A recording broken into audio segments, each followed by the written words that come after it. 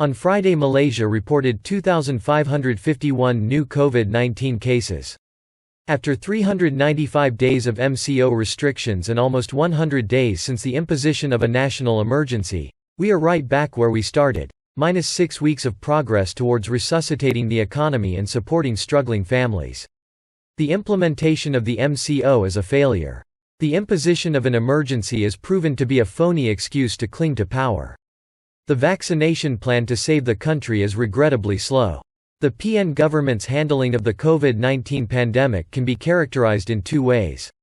When it's going well, trust us, we are handling it. When it's not going well, blame the Rakyat. There will, however, be no accountability for political leaders responsible for planning and executing policies, procuring vaccines, and ensuring that the vaccination plan is as fast and efficient as possible.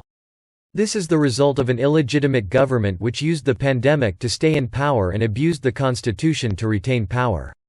In the coming days, I expect government officials to chastise the Rakyat for violating SOPs and to announce a new set of confusing and conflicting rules that, if broken, will lead to exorbitant fines and penalties. This will include a ban on interstate travel for Raya celebrations, although ministers will be allowed to travel and hold public events. I call upon the government to respond to the following questions. 1.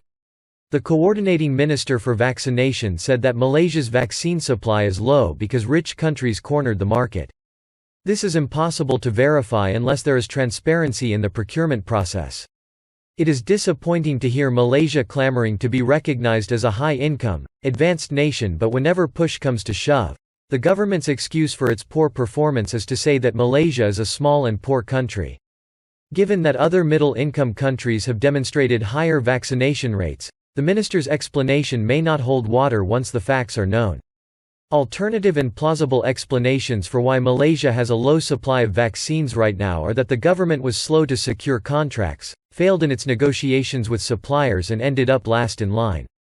2. The coordinating minister claims Malaysia will be able to reach 80% vaccination rate by the end of the year. Yet the pace of vaccination in Malaysia is slow and the rate of vaccination has not increased since vaccination started in February, roughly 24,000 doses administered per day.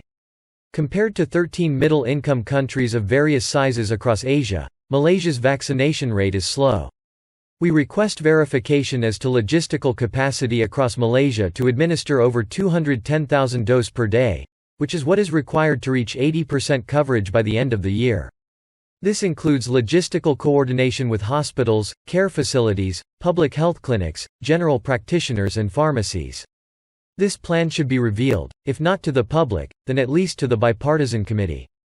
3. Why, with a border closure and strict quarantine on arrival, are dangerous strains of the virus appearing in Malaysia? The border closure has affected a terrible cost on our economy, which is done in the interest of saving lives. If the border closure is not managed effectively, then we are sacrificing the economy with no tangible benefit. 4. What progress has been made towards holding the private sector accountable for the spread of COVID-19 infections among the foreign worker community? 5. Vaccination registrations remain low, raising doubts that herd immunity can be reached by the end of 2021. What is the government doing to convince the public to participate in the vaccination program? 6. What are the tangible metrics which the bipartisan committee is considering in its determination to recommend an end to the state of emergency? I ask all Malaysians to register for the vaccine. I urge all Malaysians, including those who have obtained vaccinations, to continue to adhere to SOPs for the safety of all. I understand the temptation to let our guard down is high. Given the reality of the situation we face, we must continue to be vigilant for the long haul.